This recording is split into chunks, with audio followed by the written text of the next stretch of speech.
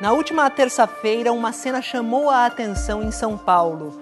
O padre Júlio Lancelotti quebrou com marretadas pedaços de paralelepípedos instalados debaixo de um viaduto. Um ato de protesto contra a tentativa de excluir e expulsar pessoas em situação de rua nas áreas centrais. Instalações assim fazem parte da chamada arquitetura hostil. Estão presentes em grandes cidades do Brasil e do mundo. O que você vê quando olha para São Paulo?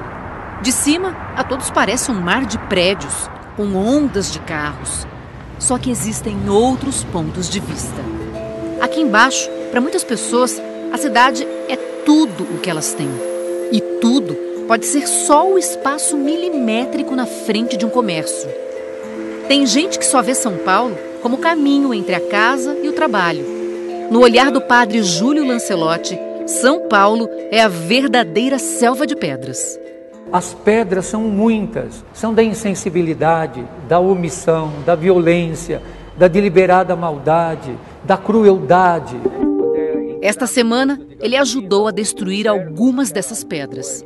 Pedaços de paralelepípedos que a prefeitura chumbou embaixo de uma ponte que abrigava gente sem casa. Eles estão mexendo, eles estão tirando. Repercutiu tanto que está tirando. Você me empresta um pouco tua marreta para eu fazer um ato simbólico? Segura minha bengala.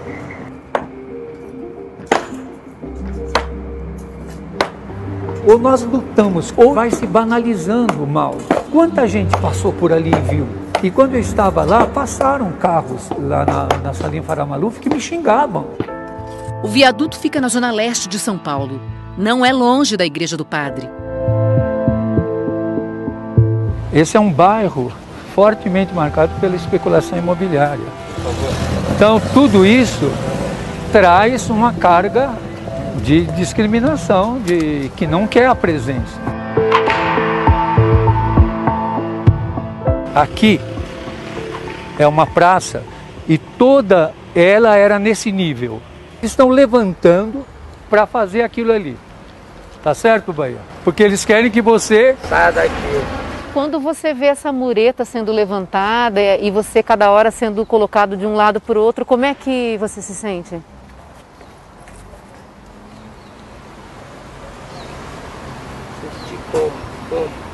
É que você fez para ele uma pergunta que ninguém faz. Só fala para ele, sai daqui. Eles são vistos como um incômodo que precisa tirar dos meus olhos. Robson já sentiu na pele a tentativa de ser apagado da paisagem. Você já chegou a ver essa situação de ter pedra no viaduto? Já cheguei a ter que arrumar um pedaço de tábua para botar em cima das pedras para poder dormir. Foram 6 anos morando na rua. A conversa com ele foi no viaduto das marretadas do Padre Júlio. A gente sempre critica porque não é criado maneiras que a pessoa tenha condições de sair da situação de calçada, tentando expulsar ele da cidade. Mas ele vai ir para onde? Na cidade, no centro da cidade, ele não consegue às vezes se alimentar, onde consegue fazer um bico para ganhar um dinheiro. O Robson é um dos raros casos de gente que conseguiu superar as pedras do caminho. Não vive mais debaixo da ponte. Hoje é presidente do movimento estadual da população em situação de rua. O último censo de 2019 apontava que existiam cerca de 24 mil pessoas vivendo pelas calçadas da cidade. Mas é visível para o Robson que esse número não para de crescer. Com a pandemia, muitos não puderam pagar os aluguéis, vindo a dormir nas calçadas, embaixo de viaduto, porque não encontra vaga em albergue. O urbanista Fábio Maris percebe as consequências dessas construções que tentam expulsar quem não tem nada e que são conhecidas mundialmente como arquitetura hostil. Isso é super comum, essa gradinha aqui num local como esse. É muito comum o pessoal colocar essas grades ou pinos para impedir que as pessoas sentem. Em São Paulo há um receio enorme de ter chafarizes com água, justamente porque entende que a população de rua vai usar aquela água para lavar a mão, para beber. É um banco desenhado para restringir formas de uso. Isso daqui é colocado aqui para quê exatamente? Para evitar que você deite no banco. Para quem sentar, ele até funciona. Se a pessoa tiver um quadril mais largo ou for mais obesa, não vai caber. 200 metros depois, de caminhada, a gente já encontra uma situação bem diferente, né? O oposto. Esse é um excelente exemplo de um desenho feito para incluir, para convidar. Como nem sempre o conforto está tão disponível na rua, quem tem dinheiro acaba sendo seduzido para lugares fechados. Não à toa, o shopping virou a praia do paulistano. Veja que nós somos a sociedade que privilegia o shopping. O shopping é justamente o espaço dos iguais, da mesma faixa de renda, da mesma faixa social, no mesmo bairro. Mas existem formas de criar espaços onde todos são bem-vindos.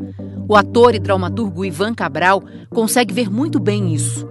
Ele é um dos fundadores da companhia de teatro Sátiros, que se instalou numa praça do centro em 2000. Quando a gente chegou aqui na Praça Roosevelt, que era um dos lugares mais perigosos da cidade de São Paulo, tráfico, violência, a gente fez um projeto. A gente trabalharia aqui e a gente encontraria um espaço solidário nesse lugar. Convidaram muitos dos que viviam marginalizados aqui para fazer parte do teatro e mudaram o cenário. Se você olhar aqui, você vai ter o menino da Zona Leste, você vai ter o menino dos Jardins, de Higienópolis, junto com os moradores de rua, convivendo de forma super harmônica. Exemplos como este são poucos, mas na visão da prefeitura, a selva de pedra da qual o padre Júlio Lancelotti fala não existe. Isso é feito deliberadamente para que ele não fique ali? Vamos botar a pedra para que o morador não fique aqui, o banco para que ele não deite? Nunca e de forma alguma foi uma orientação do poder público, uma orientação de política pública nesse sentido. O que a gente vem fazendo é, o que está sendo ofensivo está sendo retirado. A gente está tendo esse olhar mais humano mesmo, né? A secretária de Direitos Humanos e Cidadania diz que foi uma ação isolada de um funcionário da prefeitura que já foi exonerado. Mas a prefeitura não responde qual foi o motivo, quanto foi gasto para colocar e depois retirar as pedras. Ao longo de toda a história das cidades, você pode mapear as estratégias de exclusão.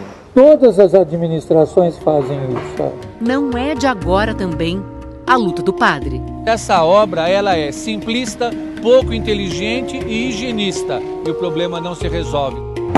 Precisaria ter muita marreta para quebrar todas essas pedras. E como é que a gente pode quebrá-las?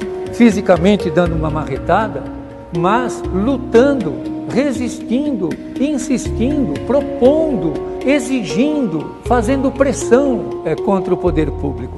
Porque nós não lutamos para ganhar, nós lutamos para ser fiéis. Você viu aí, né? Quantos lugares das nossas cidades são feitos para afastar as pessoas. Corre lá para o nosso podcast para descobrir outras estratégias desse tipo de arquitetura hostil. Eu conversei com a repórter Juliana Girardi, o professor Fábio Maris, da USP, e também com o padre Júlio Lancelotti. O episódio novo já está disponível em g1.com.br/fantástico ou no seu player favorito.